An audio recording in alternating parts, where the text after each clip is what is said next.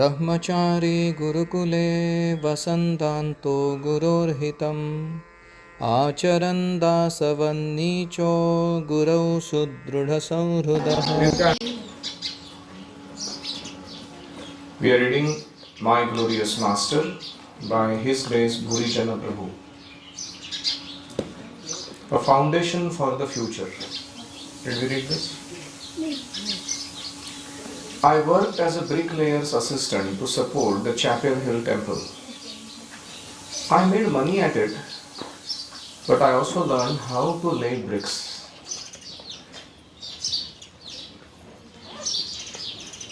Chapel Hill नाम की जगह है, वहाँ पर एक मंदिर बन रहा था। उसमें मैंने ईंटें लगाने का, मेसन का काम एक असिस्टेंट के रूप में किया। मैंने ये काम करते हुए थोड़े पैसे भी बनाए और मैंने सीख लिया कि कैसे बिल्डिंग बनाते समय ईंटें रची जाती है। I thought it would be something I could teach others. मुझे लगता था कि ये कार्य मैं दूसरों को सिखा सकता हूँ, कैसे अच्छे से बिल्डिंग के लिए ईंटों की रचना करनी है। With an army of bricklayers, I thought we could develop new Vrindavan. और अगर मैं बहुत ज़्यादा भक्तों को प्रशिक्षित कर देता हूँ, तो हम क्या करेंगे? न्यू वृंदावन में बहुत सारा डेवलपमेंट कर सकते हैं। I informed Prabhupada of my idea when I saw him at New Vrindavan. तो जब न्यू वृंदावन प्रभुपाद जी आए हुए थे, मैंने अपना ये जो आइडिया है, योजना, वो प्रभुपाद को सुनाया। He approved. प्रभुपाद जी ने कहा हाँ, अच्छा सेवा है। Then he described the Indian system of making bricks.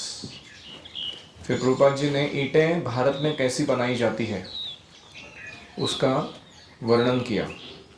First the clay is shaped into a brick. पहले मिट्टी को लेते हैं, उसको ब्रिक का शेप देते हैं। When they have many bricks, they place them on dried wood and light a fire under them. बहुत सारी ईंटें बनने के बाद उनको सूखी लकड़ी के ऊपर, सूखी लकड़ी को नीचे आग लगा देते हैं और उसके ऊपर वो सारी ईंटें रखी रहती हैं, उनको बेक करते हैं। By the time the fire has died, the bricks are baked strong. और जब तक वो अग्नि बुझ जाती है, तब तक वो ईंटें जो होती हैं पक्की बन जाती है। I was inspired by Prabhupada's directions. I walked into a field, found some local clay, formed a brick, threw it into the cooking fire. When I returned few hours later, the clay had hardened. फिर प्रभुपाद जी से प्रेरणा लेकर मैंने एक खेत में गया, वहाँ से मिट्टी उठाई, उसका छोटा ईंट बनाया, फिर उसको एक फायर बना के उसमें कुक करने के लिए डाल दिया और फिर उसके बाद कुछ घंटों के बाद हार्डन्ड ब्रिक, तगड़ा ईंट बना हुआ था। When I showed it to Prabhupada, he took the brick in his hand and scrutinized it. Prabhupada ji को मैंने जब दिखाया वो ब्रिक को, उन्होंने हाथ में लेकर उसकी परीक्षा की। I couldn't penetrate his mood. उनके मन में क्या चल रहा है, क्या भावनाएं आ रही है, मैं कुछ समझ नहीं पाया। Should I continue learning to lay bricks? मैं जारी रखूं क्या इस तरीके के ईंटें बनाने का काम? मैंने पूछा। Yes, Prabhupada said. उन्होंने कहा हाँ, This is our philosophy. ये हमारा तत्वज्ञान है। Learn something, teach it to others. जो तुम सीख लो, दूसरों को सिखाओ।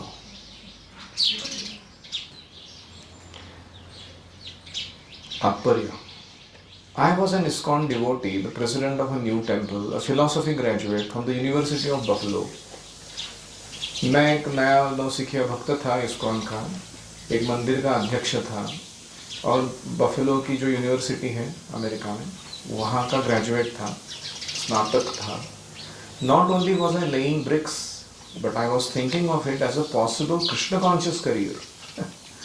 ना केवल मैं ईंटें बना रहा था खुद से, मैं सोच रहा था कि कृष्ण भावना के अंतर्गत इसका बिजनेस करके मैं करियर डेवलप कर सकता हूँ। Prabhupada accepted my enthusiasm Prabhupada ji ने मेरे उत्साह को स्वीकार किया. Although he did not directly comment on my choice of vocation, उन्होंने मेरे जो चुना था पेशे को, वोकेशन को, उसके ऊपर कोई कमेंट नहीं किया, टिप्पणी नहीं दी. He left me with a sparkling jewel. उन्होंने मुझे एक रत्न प्रदान किया, चमकने वाला. क्या है? This is our philosophy. Learn something and teach others. हमारा तत्व क्या है? कुछ सीखो अच्छा, दूसरों को सिखाओ. Learn something and teach others. Say again. Learn something and teach others. Simple yet packed with sentiment of Vaishnava Seva and the power of preaching. ये तत्व सरल है, learn something and teach it to others, लेकिन इससे दो चीज़ें हो रही है. एक है वैष्णव सेवा और दूसरा है प्रचार को बढ़ाना. Learn something and teach others. The key to practical study. The mood of a devotee as a teacher. तो जो भी हम पढ़ते हैं, अभ्यास करते हैं, उसका व्यवहार में क्या उपयोग है, यह इससे हासिल हो सकता है. आप जो सीख रहे हो, क्या आप व्यवहार में उतारते हो उसको, तो ही वो काम का है. ये एक भक्त प्रचारक का मूड भी ऐसा ही रहना चाहिए कि मैं कुछ अच्छा सीखूं और दूसरों को सिखाऊं. Learn something and teach others became grafted to my consciousness by Prabhupada as a fundamental principle of my Krishna conscious life. उस दिन प्रभुपाद जी से वो इंस्ट्रक्शन जब मेरे को मिली, तो ऐसा हो गया मानो वो इंस्ट्रक्शन मेरे कृष्ण भावना के साथ ऐसी जुड़ गई. ग्राफ्टिंग पता है क्या होता है? जैसे कोई पेड़ है, बढ़ रहा है, और हम एक दूसरे पेड़ का जैसे रोज़ का ये होता है, उसका एक टहनी लेते हैं, उसको कट करके इस पेड़ के ऊपर जोड़ते हैं, और उसको कभी कभी पोटैटो वगैरह डालते हैं वहाँ पे, थोड़ा नरिशमेंट ज़्यादा मिलने के लिए, और फिर उसको सेलो टेप से या किसी से तो बांध देते हैं. पेड़ जो अच्छा उग रहा है उसके ऊपर इसको ग्राफ्ट करते हैं और फिर उसको बांध देते हैं. फिर ये जो है नया टहनी वो फलने फूलने लगता है, इसको कहते हैं ग्राफ्टिंग. समझ रहे? तो हमारी चेतना में नया जो नॉलेज है वो कैसे आता रहता है. One theory is that constructivism. Constructivism का अर्थ है कि पहले जो हमने ज्ञान अर्जित करके रखा है उसका एक ढांचा बना रहता है, उसमें जो नया नॉलेज आता है उसका पीस ऑफ इंफॉर्मेशन जुड़ जाता है, फिर उससे एक नया और ढांचा बन जाता है. इसको क्या कहते हैं? कंस्ट्रक्टिविज्म. तो ऐसे करते करते करते हम उन्नत होते हैं नॉलेज के अलग अलग डिपार्टमेंट्स में. तो प्रभुपाद जी ने जो इंस्ट्रक्शन दिया, ये कहते हैं कि मेरे वो चेतना के साथ ऐसा जुड़ गया कि वो जिंदगी भर मैंने पालन किया. तो शायद आपको पता होगा कि Gurujan Prabhu is one of the best teachers in our movement. ये आर्ट ऑफ टीचिंग बुक लिखा है ना, उन्होंने ही लिखा. या फिर surrender to me Bhagavad study guide लिखा है, वो भी उन्होंने लिखा है. बहुत सारे पुस्तक हैं उनके, बहुत अच्छे टीचर हैं. So learn something and teach it to others. A foundation for the future. भविष्य के लिए नींव. Any reflections? And whoever wants to speak reflections can speak in the mic. Vasudev.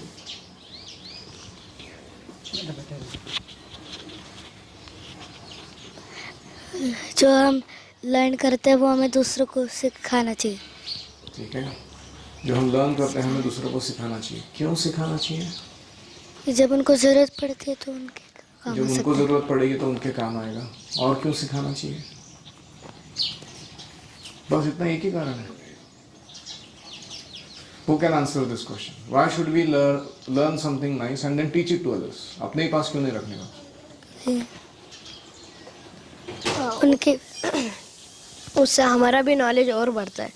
Okay, teaching is double learning, है ना? हम जब सिखाते हैं किसी को तो हमको क्या हो रहा है, 2 बार रिवीजन हो रहा है ना हमारा, तो हमारा नॉलेज पक्का हो जाता है. Very nice. उससे हम कृष्ण की सेवा कर सकते हैं। और हाँ, कृष्ण की सेवा को एक्सपांड कर सकते हैं, विस्तार कर सकते हैं। पहले एक ही आदमी कर रहा था, अब बहुत सारे लोग कर पा रहे हैं उस सेवा को, तो उससे कृष्ण की सेवा का विस्तार होता है। हम एक को सिखाएंगे तो वो आदमी दूसरे को सिखाएगा, ऐसा सबको पता चल जाएगा।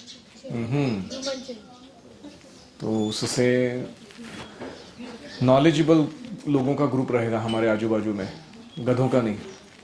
हाँ, बहुत बार क्या होता है, कुछ लीडर्स होते हैं वो अपने अंडर के लोगों को ट्रेन नहीं करते हैं या उनको सुविधा नहीं देते हैं आगे बढ़ने के लिए। क्यों? क्योंकि उनको ही बॉस बन के बैठे रहना होता है। मैं यहाँ का सर्वज्ञ हूँ, बाकी सारे गधे हैं और मेरी कहीं बात पे वो काम करते रहते हैं। They feel very happy about this. I can't मेरे को नहीं समझ में आता कि ऐसे कौन कैसे खुश रह सकता है, लेकिन कुछ लोग ऐसे जानबूझ के करते हैं और ऐसा कम्युनिटी ज़्यादा दिन टिकता भी नहीं। एनी अदर रिफ्लेक्शन और कोई मनन? प्रभुपाद ने बोला था, learn something about everything and everything about something. Okay, knowledgeable व्यक्ति किसको कहते हैं? ज्ञानी व्यक्ति, जिसको हर चीज़ के बारे में थोड़ा थोड़ा पता है और किसी एक चीज़ के बारे में सब कुछ पता है, उसको ज्ञानवान कहते हैं। तो गुरुकुल में जानबूझ के आपको हर डिपार्टमेंट में घुमाया जाता है आपको अच्छा लगे नहीं लगे, टॉयलेट बाथरूम कैसा घिसना, उधर से लेके एक 50-60 लोगों का कम्युनिटी को कैसा मैनेज करना, इतना तो सीख ही जाओगे तुम गुरुकुल में रहते रहते। समझ रहे? सो इसलिए ना नहीं बोलना चाहिए सेवाओं को, मैं ये नहीं करता, ये मुझे अच्छा नहीं लगता, मेरे को इसमें से निकाल दो, दूसरे सेवा में डाल दो। Not a good sign of a brahmachari. अगर आपको बहुत तकलीफ है तो आपके वरिष्ठ अगर देखते हैं कि बहुत कुछ इनकम्पैटिबल सर्विस है, आपके लिए योग्य नहीं, तो निकाल देंगे वो खुद ही। लेकिन ऐसा जनरली कोई सेवा नहीं रहता गुरुकुल में जो इनकम्पैटिबल है। और कोई? Alright, next pastime. The pains of unsimple living. जटिल जीवन जीने के कारण आने वाले दुख। The pains of unsimple living. In the name of efficiency, the New Vrindavan devotees bought a second-hand wringer washing machine. तो भक्तों के समय को बचाने के लिए और उसको सेवा में अधिक लगाने के लिए न्यू वृंदावन के भक्तों ने सोचा कि हम एक वॉशिंग मशीन खरीदते हैं। उसको उन्होंने न्यू वृंदावन कम्युनिटी में लगा दिया। I was one of the devotees delegated to transport that machine from the main road to the farmhouse, a 2-mile hike. उन दिनों वो रास्ता ठीक से नहीं था, मेन रोड से हमारे कम्युनिटी में आने वाला, तो 2 मील का जो रास्ता था वो मड़ का पाथ था, एकदम चिक्कड़ वाला। और वो मशीन को मुझे सेवा दी गई थी कि उसको लेके तुमको यहाँ लाके स्थापित करना है। The machine was old fashioned, पुराना मशीन था, build to last and heavy, ज़्यादा दिन टिकने वाला और साथ में बहुत भारी था। A few of us hoisted it on our shoulders. हमारे में से कुछ लोगों ने उसको उठा के हमारे कंधों पर लेकर जाने लगे। Would carry it a few hundred feet before its weight forced us to put it down. कुछ 100 फीट चल लेते थे हम लोग उसको उठा के, इतना भारी था कि 100 फीट के बाद सब नीचे रख देते थे उस मशीन को। We then hung it between the thick wooden poles and with more devotees helping. फिर हमने बड़े बड़े बम्बू लाए, वुडन पोल्स लेके आए और उसके ऊपर उसको हैंग कर दिया और वो पोल को एक्स्ट्रा डिवोटीज जोड़ दिए उठाने के लिए। और again heaved it on to our shoulders. इस प्रकार से ऊपर हमारे कंधे पर उठाकर चलने लगे। We strained, walked a few hundred feet and then again put it down.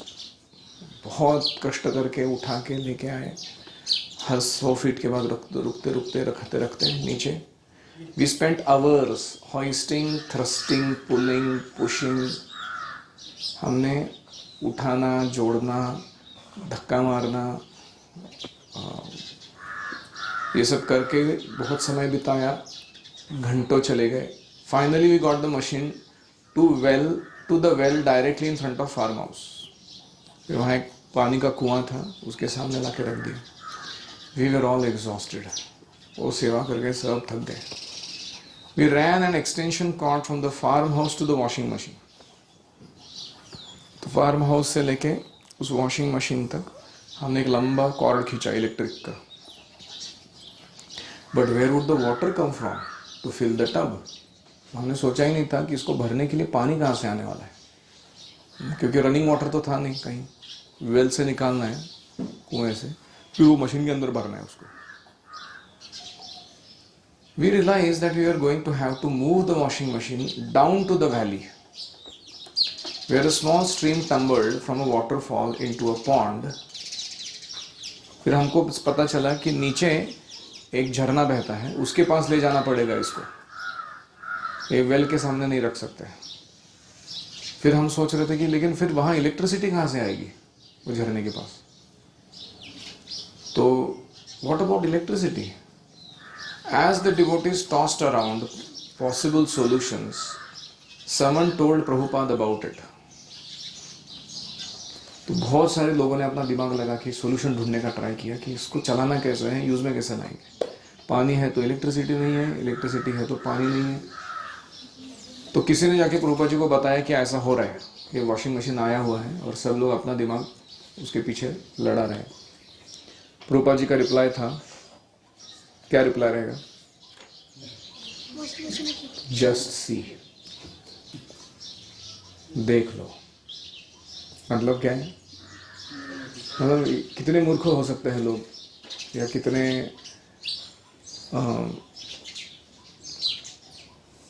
अति मेहनत करने के बाद भी कुछ भी निर्णायक रिजल्ट न लाने वाले हो सकते हैं लोग. जस्ट सी, प्रभुपाद जी ने कहा. Purport. Prabhupada envisioned plain living and high thinking. Prabhupada ji की दृष्टि थी क्या? सरल जीवन, उच्च विचार. As the working principle for New Vrindavan, उनको चाहिए था कि पूरा न्यू वृंदावन का जो कम्युनिटी है वो इस तत्व पर आधारित रहे. सरल जीवन, उच्च विचार. उच्च जीवन, नॉनसेंस विचार, ऐसा हमारा जीवन है. हमारे पास गैजेट्स हैं, एसी है, गाड़ी है, घोड़ा नहीं, बंगलो है, और हम क्या कर रहे हैं? हम इंस्टाग्राम, फेसबुक, यूट्यूब वो लेके तुच्छ विचार करते बैठे हुए. इन सारी बड़े उच्च लिविंग, नॉनसेंस विचार. प्रभुपाद कहते हैं सिंपल लिविंग हाई थिंकिंग की जगह हाई लिविंग नो थिंकिंग, या हाई लिविंग हार्डली थिंकिंग, और हाई लिविंग डेंजरस थिंकिंग, अथा तो भयंकर जिज्ञासा, ब्रह्म जिज्ञासा की जगह. ऐसा जीवन लोग जी रहे हैं. तो प्रभुपाद कहते थे प्लेन लिविंग हाई थिंकिंग, ये न्यू वृंदावन का प्रिंसिपल होना चाहिए, इसके आधार पर चलाइए ये कम्युनिटी को. He knew all our work saving plans would only result in more work. काम को बचाने के हमारे योजनाएं और ज़्यादा काम करने लगाएंगे हमको, ये उनको पता था. नाइस लाइन ना? Work saving plans would result in more work. तो आपने देखा है कि मैं उदाहरण देता हूँ कि माताएं होती हैं घर में, पहले हमारे वैदिक कल्चर में तो दिन भर इतनी सारी फिजिकल मेहनत करते थे वो लोग. कुएं से पानी निकालना खींचकर, देखा है उन्हें, या फिर वो ग्राइंडिंग व्हील, उसके ऊपर जातव, वो आटा पीसना, चक्की पीसना, या फिर कपड़े धोने के लिए उसको उठा के मारना पटक पटक के. तो अभी आजकल क्या हो गया, हर चीज़ के लिए मशीन आ गए. वाटर पंप आ गया, या फिर वॉशिंग मशीन आ गया. तो अभी यही स्त्रियाँ क्या होता है, घर में रहते हैं, मोटे बन जाते हैं खा पी के, फिर जिम जाते हैं, और जिम जाके वही काम करते हैं, pull something, rotate something, you know, किसी को उठा के बार बार नो इसको उठाओ उसको उठाओ, कुछ तो करते रहते हैं, वो भी पैसे देके। पहले बिना पैसे के हो रहा था सारा व्यायाम, अभी खुद का पैसा हार्ड अर्न मनी देके वही काम कर रहे हैं जो पहले टाल रहे थे वो। तो काम ज़्यादा हो गया कम हो गया? ज़्यादा हो गया। Work saving has resulted in more work. He saw all our muscle straining ensuing problems as opposing the principle of New Vrindavan. और हमारा जो भी हमने मसल पावर वेस्ट किया और हमने जो उसके बाद समस्याएं प्राप्त कर ली उस मशीन को लाकर, उसके बारे में उन्होंने इतना ही कहा, जस्ट सी। जस्ट सी मतलब यहाँ होता है अर्थ कि मैंने बोला है सिंपल लिविंग हाई थिंकिंग, लेकिन ये लोग उसको फॉलो नहीं कर रहे हैं और इसके कारण अपने जीवन को जटिल बना रहे हैं। The pains of unsimple living. Any reflections? हम देखते गुरुकुल में हमें सिंपल लिविंग हाई थिंकिंग देखने को मिलता है, लेकिन इसके साथ साथ हमको बहुत सारे फैसिलिटीज भी दी गई ताकि हम अपना स्टडी और सर्विस एक्टिव कर सकें। जिस तरीके से मैं आपको रख रहा हूँ, एक बैग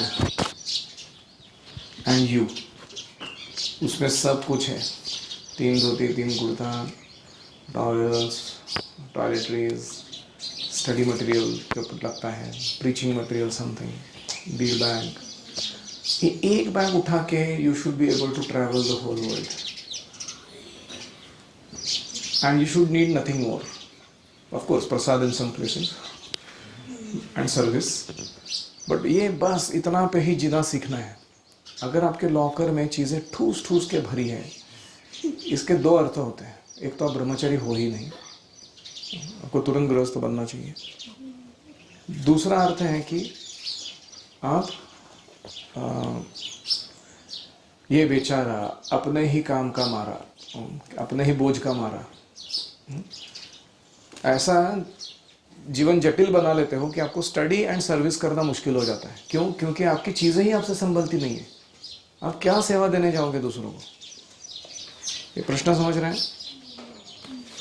तो इसलिए मिनिमलिस्टिक रहना है, जितना ज़रूरी है उतना ही उठाओ मटेरियल एनर्जी के साथ कनेक्शन, और उसको किस में लगाओ?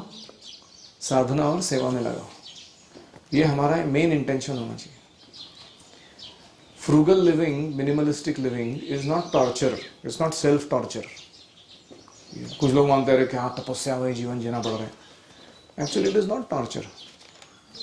ऐसे देखा जाए तो we gain more freedom, we get more time, we get to do things that we really like than maintaining things that are uselessly sucking our energy. तो इसलिए as a brahmachari learn it here in Gurukul. Keep things very bare minimum. घर से उठा के ला बार बार नए नए gadgets, चीज़ें, ये वो खाने का, ये कुछ ज़रूरत नहीं है लाने की। खुश रहो जो चल रहा है उसके साथ, and that's how you will actually get this training. तो ये हुआ सिंपल लिविंग। दूसरा महत्वपूर्ण है कि हाई थिंकिंग। आप खुद को पूछिए दिन भर में कितना हाई थिंकिंग करते हैं आप लाइफ में। इसको कोस, उसको कोस, इसके साथ झगड़ा, उसके साथ झगड़ा, ये क्या कर रहा है, वो क्या कर रहा है, दूसरों के जीवन में फालतू दखल अंदाजी करना। तो is that high thinking? Actually दूसरों के मटेरियल गुण या दोषों का ना ज़्यादा मेडिटेट नहीं करना चाहिए उसके ऊपर, क्योंकि उससे हमारा समय बर्बाद होता है। सो मेंटेन हाई थिंकिंग। और कोई? हरि बोल। जो हाथ उठा रहे उनको दीजिए। जो बाहर हम मटेरियल वर्ल्ड में भी देख सकते हैं, जो बहुत सक्सेसफुल है वो लोग भी मिनिमलिस्ट ही रहते हो, भी सिंपल लिविंग ही फॉलो करते हैं। Correct. You want to get success in material life, you have to follow this principle. Spiritual life तो करना ही चाहिए। हरे कृष्ण प्रभु जी। प्रभु जी, जब हम दूसरों की गलतियां ढूंढते हैं तो धीरे धीरे माइंड पे एक इमेज बन जाता है, तो वो क्वालिटीज़ हमारे अंदर ऑटोमेटिक, वो बैड क्वालिटीज़ हमारे अंदर डेवलप होती हैं। But meditating on others' faults, we get those faults. Here.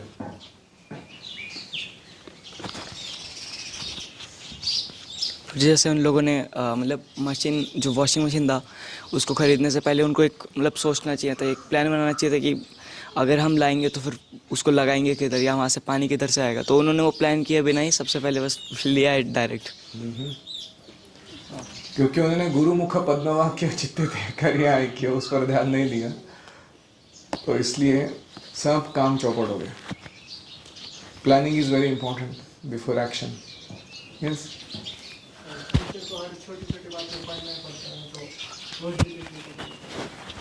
तो हमारा ड्यूटी है, डूइंग और रिस्पॉन्सिबिलिटी। नहीं, शुरुआत में वो क्या कह रहे हैं कि जब तक बच्चे ट्रेंड नहीं है तब तक ठीक है, 1-2-3 महीने तक कि हम कुछ कपड़े संभालते हो, कपड़े धो के लेते हो, सुखवा के लेते हो, ये करते हो। 3-4 महीने के बाद भी वो बच्चा वही ड्रामा कर रहा है कि उसके कपड़े सब जगह पड़े रहते हैं, चीज़ें यहाँ वहाँ रहती है। फिर उसने क्या सीखा यहाँ रहकर? तो इसीलिए we have to be organized as a part of training. Get organized. और प्रभु जी, जैसे पेरेंट्स घर पे बच्चों को केयर करते हैं तो दैट इज़ ऑल्सो रिक्वायर्ड। हाँ, care is required, that things are not lost, misplaced, dirty. लेकिन इसका मतलब ये नहीं कि वो बच्चा अपनी जिम्मेदारी को ना करते हुए दूसरों को उसको डाल के राजा जैसा जिए।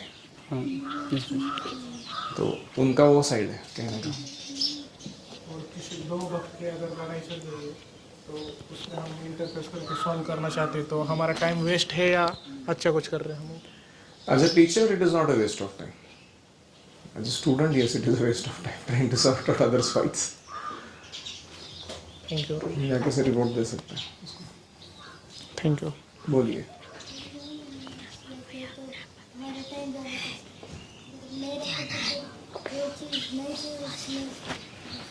करेक्ट। अवांछित वस्तुओं को करने में समय बर्बाद होने से हमें स्पिरिचुअल लाइफ या मटेरियल लाइफ में डेवलपमेंट करने के लिए चांस नहीं मिलता। जितना हम लोग दुख का सलूशन ढूंढते हैं उतने हमको और दुख मिलता है। जितना हम दुख को टालने का प्रयास करते हैं भौतिक योजनाएं बनाकर, उतना ही और दुख हम अपने जीवन में प्राप्त करते हैं। दुःखौषधम तदति दुःखम अतद्धीयाः भुवन भ्रमामि वद मे तव दास्य योगम। वो भगवान को बोलना है कि आप मेरे को आपके दास्य योग में लगा दीजिए ताकि मैं इससे बच जाऊं। Actually personally in my life also I have learn this thing about minimalism कि मैं उतना ही चीज़ मेरे सामने रखता हूँ जितना मेरे को ज़रूरी है। जैसे ही कुछ एक्स्ट्रा हो जाता है मैं उसको डोनेट कर देता हूँ। तो we should follow that as a principle. एक बार मेरी घड़ी नहीं मिल रही थी, बहुत ढूंढ रहा था कहाँ के। फिर बाद में राधिका ने बोला कि मैंने छुपा के रखी है। मैंने बोला क्यों छुपा के रखी? बोले वो एक्स्ट्रा थी, मुझे गारंटी था कि आप डोनेशन कर देने वाले हो उसका अभी किसी को। मतलब इतना गारंटी था उसको कि ये जाने वाला है अभी, एक्स्ट्रा हो गया तो रहेगा नहीं।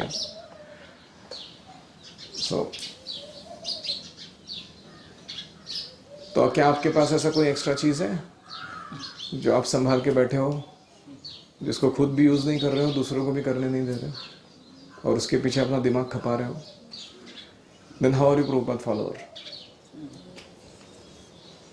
तो थिंक अबाउट इट अपने जीवन में और आयोजित कीजिए अच्छे से।